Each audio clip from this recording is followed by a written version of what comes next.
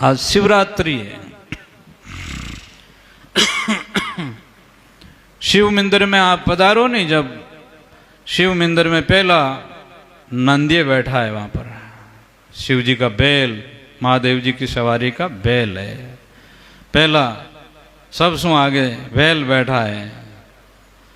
तो इन्हीं तरह से मिनक पहली पशु जैसा होता है, आगे उन बैल से आगे काचबा।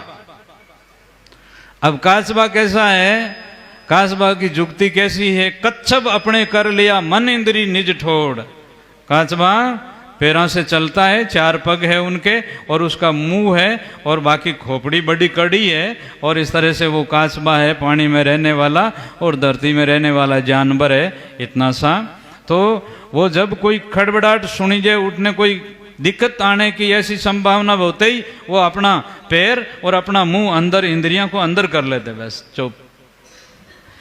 इसी प्रकार से अपनी जो इंद्रियां हैं अपने बस में होनी चाहिए, अपना तन अपने बस में होना चाहिए, अपना मन जो बस में होना चाहिए, तो अपनो कल्याण वेला भाई। नहीं तो अपना तन चोरी कर लेते हैं, जारी कर लेते हैं, हत्या कर लेते हैं तन से, और मन से दोष देख लेते हैं। कोई प्रकार से भी अपनों मन बस में नहीं है, और बोली भी शुद्ध नहीं है, बोली भी बस नहीं है, तो नहीं नहीं नहीं, आपका कल्याण नहीं होगा। मानव जन्म से आप बर्बाद हो जाओगे, और आपको ओ लोग भी बिगड़ जावे और परलोक भी बिगड़ जावेला। कबीर साहब ने कहा, कबीर सोई सूरमा जिन पांचों राखी चूर, जिनके पांचों बस नहीं साहेब उनसे दूर।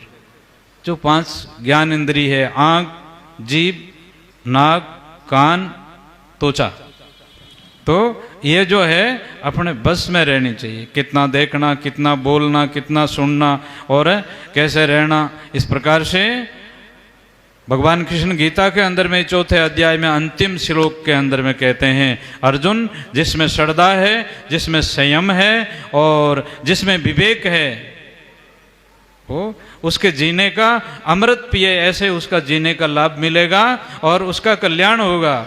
जिसमें संयम नहीं है, जिसमें श्रद्धा नहीं है और जिसमें संशय है, अज्ञान है, वो लोग भी खराब हो जाए, परलोक भी बिगड़ जाए उसका। इसलिए हमारा जो विवेक है, विचार हैं, वो जब भी अच्छे रहते हैं जब सत्संग में चलते हैं।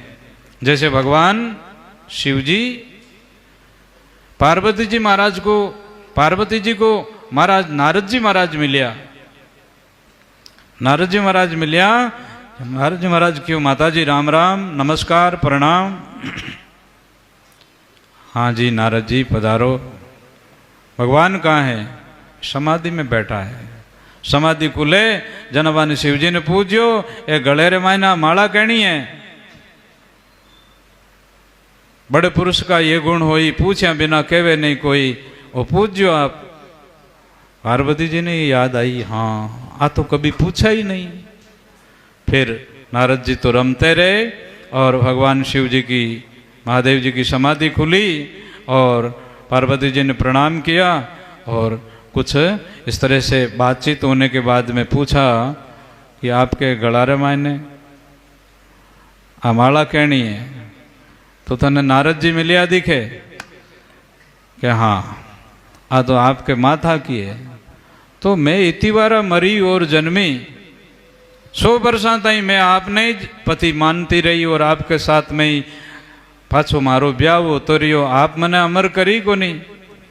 तो भगवान शिव कहते हैं, उपदेश के मारो चेलो बनाऊं भाई तने आओ। वो उपदेश नहीं आलिया करे।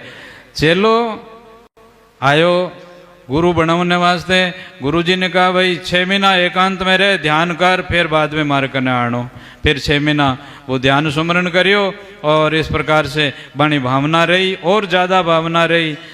और फिर गुरु जी कने आया। गुरु जी क्यों यूँ करो भाई, गरीब है, समाज है और कोई मिनक इस तरह से है, और उन मिनका की सेवा करो 1 बरस तक, फिर बाद में आपको उपदेश देंगे। तो उस आदमी को लगन है और गुरु जी क्या इसी तरह से कोई अनाथ है, कोई गरीब है, और किसी तरह से सेवा करके और उपकार करके ऐसे बरस बिताया। फिर उपदेश लेने के लिए गए तो कहा अब ठीक कुछ लायक हुए हो, लेकिन जिन लोगों ने कभी गलत बोल दिया है, किसी लोगों को आपने गाली दे दी है, किसी लोगों का अपमान किया है, तो जाओ उन सब लोगों से माफ़ी मांगो और सब लोगों से हाथ जोड़ करके, और आप छोटा बन करके, कोई प्रकार को अभिमान नहीं वे, आप पवित्र आत्मा, फिर बाद में आपको उपदेश दिया जाएगा।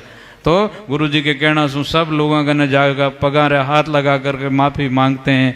आप बड़े हो, मैं छोटा हूँ, मेरे गुरु जी की कृपा है, आपको प्रणाम करना हूँ, मेरा कोई दोष हो तो माफ़ कर जो, मेरी कोई गलती हो तो माफ़ कर जो। इसी तरह से उस आदमी की शुद्ध भावना हो जाती है, आँखों में आंसू आने लग जाता है। फिर गुरु जी उनके ऊपर कृपा करते हैं और कहते हैं बेटा भजन करो और भले काम करो, संसार रे माने परमात्मा को भूलो मत, तुम्हारा आत्मा ही में, आत्मा में परमात्मा है। जब उपदेश मिलते हैं, ऐसे उपदेश थोड़ा ही मिल जावे, या मिल जावे तो हीरारी पारक जोरी जाने जी उन उपदेश ने वो राखे को नहीं, उपदेश वाने काम आवे को नहीं। क्यों?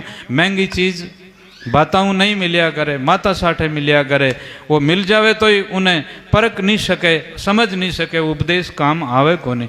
उपदेश तो उन्हें ज काम आवे कि जगह पूरी मेहनत करे उपदेश को। तो पार्वती जी ने पूछा और पार्वती जी बहुत पश्चाताप करियो, आंखों में आंसू आया और क्यों आप मारा पति हो, आपने दया नहीं आई, मैं 108 बार मरी और जन्मी और आप ऐसे ही बैठे हो अजूनी नाथ। भगवान तो कहा अब चलो आपको एकांत में उपदेश दिलाते हैं। जब भगवान किशन, जहाँ भगवान शिव एकांत में चले जाते हैं, झाड़ियों में, कैलाश में जा कर के, और इस तरह से ताली बजाते हैं, सब पक्षी जानवर उड़ जाते हैं, और दूसरे कोई जानवर है तो दूर चले जाते हैं, कोई मनुष्य नहीं है। एकांत रेवाएं ने इस प्रकार से दूसरी ताली में और बच्चे उड़ गए, तीसरी जाली में कोई जानवर इंडे में थे वही पक करके उड़ गए। लेकिन ये सुखदेव जी का जो इंडा था ये गंदा इंडा था। तो 3 ताली रेवाएं ने, सुखदेव जी बच्चे तो बन गए लेकिन उड़े नहीं।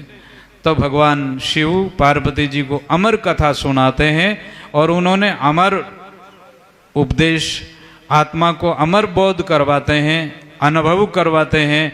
उस टाइम रे मैंने नींद एड़ी है,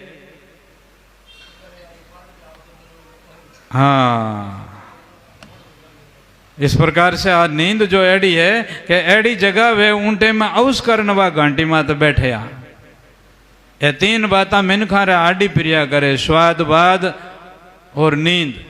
के तो बात करी, विवाद करी आपस में के स्वाद खाई और स्वाद बाद और नींदरा। तो आ नींद है जो इस प्रकार से जटे आप माला फेरने बैठा तो, सत्संग में बैठा तो, कोई ऐसी वास्तव में अच्छी बात वही उन टाइम में इन कोई ऊँग आई, बाता में नींद नहीं आवे। हैंग रात हंसा मिसकरी में नींद नहीं आवे। हंसी खेल हराम है जे जन राते राम। इन वास्ते राम जी ने प्राप्त करना वाला चाहे जगह बे हंसे को नहीं, मिसकरी नहीं करे, बे छल कपट नहीं करे, और कर दिल शाप कपट मत राखो, पिंड में न पाप रति का, अरे संतो भाई केवल लक्ष्य भक्ति का। तुम्हारो दिल शाप व्या करे। तो इस प्रकार से पार्वती जी को अब कमर कथा सुनाने लगे। भगवान शिव, पार्वती सुन रही है, पार्वती जी को नींद आ गई और सुखदेव जी के रूप रे मायने सुओ। पार्वती जी नींद आ गई? हाँ भगवान। अरे अपना मंत्र तो चोर लिया। तो भगवान देखा सुआ, फिर व्यास जी के वहाँ गया और वही आत्मा व्यास जी के पत्नी के पेट रे मायने 12 वर्ष सुखदेव जी महाराज माँ के पेट में भजन किया। शिव जी समाधि लगा करके वहाँ बैठ गया। दुखदेव बारह आओ, तो माता ने पूछो मैं दुखदेव हूँ या सुखदेव हूँ? तो सुखदेव जी महाराज जन्म होते हैं और जन्म होते ही थोड़ी टाइम में ही सुखदेव जी महाराज वन का रास्ता लेते हैं। और सुखदेव जी महाराज ऐसा जो ब्रह्म ज्ञानी है, आत्मज्ञानी है। व्यास जी महाराज ने सुखदेव जी महाराज को ज्ञान दिया और व्यास जी महाराज एक दिन सुखदेव जी रास्ते रास्ते वन में जा रहे हैं, व्यास जी महाराज पीछे पीछे जावे। व्यास जी महाराज को सुखदेव जी महाराज कहते हैं आप 18 पुराणों की रचना करी और कई आपने इस प्रकार से आपको व्यास जी महाराज आप रो जो अवतार है और आप फिर किसका पिता है, कौन किसका बेटा है, और मेरे पीछे आ रहे हो आप भी भजन करो और अपनी आत्मा को समझो, और मेरे को भी आप इस तरह से बोध दिया हो। तो इसी प्रकार से सुखदेव जी महाराज फिर चले जाते हैं। और ऐसे महापुरुष सुखदेव जी महाराज हुआ तो हमारे सदगुरु कबीर साहब के शिष्य गरीबदास जी महाराज आपकी वाणी में लिखे हैं कि पार बता गई पोड़ शंकर तत्व सुनाविया, आत्म तत्व का बोध सुनाया उन टाइम पार बता गई पोड़। धन शंकर, धन गोरजा, धन सुखदेव, धन व्यास, धन जननी सुखदेव की 12 बरस बिलास। हे भगवान महादेव जी ने भी नमस्कार है, धन्यवाद है, और पार्वती जी ने भी बार बार नमस्कार धन्यवाद है, और सुखदेव जी महाराज की माता को नमस्कार है, पिता को नमस्कार है, और धन सुखदेव जी महाराज। ऐसे महापुरुष सुखदेव जी महाराज हुए। संतों ने कहा धन जननी, धन भूमिका, धन नगरी, धन देश, धन करणी वारी सुफल है, जहाँ संत भये परवेश। मेरी बॉडी